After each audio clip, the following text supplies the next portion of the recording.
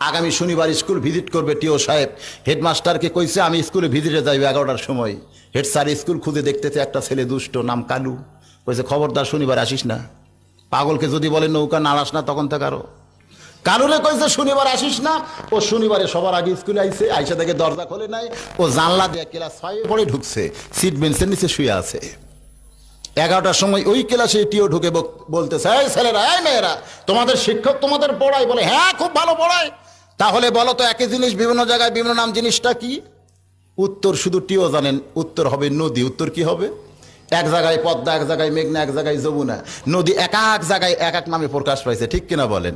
টিও বলতেছে একই জিনিস বিভিন্ন জায়গায় বিভিন্ন নামে প্রকাশ পাইছে, জিনিসটা কি কও? 1 রোল পারে না, 2 রোল পারে না, 3 রোল পারে না, কেউ যখন পারতেছে না, হেড স্যার পিছন দিক থেকে চিন্তা করে, এই প্রশ্ন তো আমি জীবনে শুনি নাই, আর আমার ছাত্ররা কোত্থেকে উত্তর দেয়?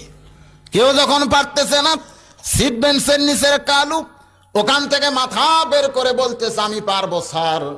হেড স্যার কয় সর্বনাশ, যে বেটা লেখাপড়াই করে না, শুধু পাগলামি করে, ও কেমনে পারবে?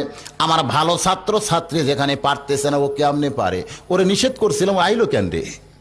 টিও বলতেছে এই বাবা, তুমি যদি পারো তো নিচে কেন, বের হও বের হও। চাইরা চুলে বের হয়েছে। টিও বলতেছে বলো তো বাবা, একই জিনিস বিভিন্ন জায়গায় বিভিন্ন নাম, জিনিসটা কি? বলে খুব সহজ স্যার। হেড স্যার কয় সহজ? কেউ পারতেছে না, বেটা কয় সহজ। টিও বলতেছে সহজ, তাহলে বলো। কালু বলতেছে এটা হলো মাথার চুল। টিও চমকে উঠছে, সর্বনাশ, আমি জানি নদী, আর এই বেটা কয় চুল। একটু নিচে নামলি চোখের ভুরু, একটু নিচে নামলি মোষ, একটু নিচে নামলি দাড়ি, একটু নিচে নামলি সিয়ারি।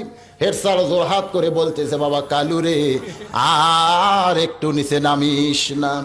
যদ্দূর পর্যন্ত নামছিস বাবা, এখনো ভদ্র সমাজে বলা যায় কাপড়ে চুপড়ে নামলে কিন্তু বিপদ হয়ে যাবে রে বাবা, আর নিচে নামিস না। আমাদের যুবকেরা নামতে নামতে ফাটা যায়, নামতে নামতে খাড়া হয়ে পেশাব করা শুরু করছে। এই যুবকদেরকে আরো নিচে যদি নামতে দেন, এ সমাজ একদিন ধ্বংস হবে, ঠিক কিনা বলে? তাই যুবকদের লক্ষ্য করে বলতেছি বাপজানেরা, এই মুহূর্তেই ভালো হওয়া লাগবে। হাসরের ময়দানে কোনো বান্দা যখন আল্লাহর সামনে দাঁড়ায় যাবে, আল্লাহ বলবেন তোমার শৈশবকাল বুড়াকালের কোনো হিসাব লাগবে না, তোমার যৌবনকালের হিসাব দিয়া তুমি জান্নাতে চইলা যাও। এ হাদিস দ্বারা বোঝা যায় যৌবনকালটাই আল্লাহর কাছে ওয়াকফ করে দেওয়া লাগবে। জোরে কোন ঠিক কিনা ভাই? যে ওয়াজ করতেছিলাম ফাতেমার মা কিংবা আব্দুল্লাহর মা, আর কতকগুলা মডার্ন বউক নাম ধরে ডাকে, রোকেয়া, রহিমা, ও বউ আর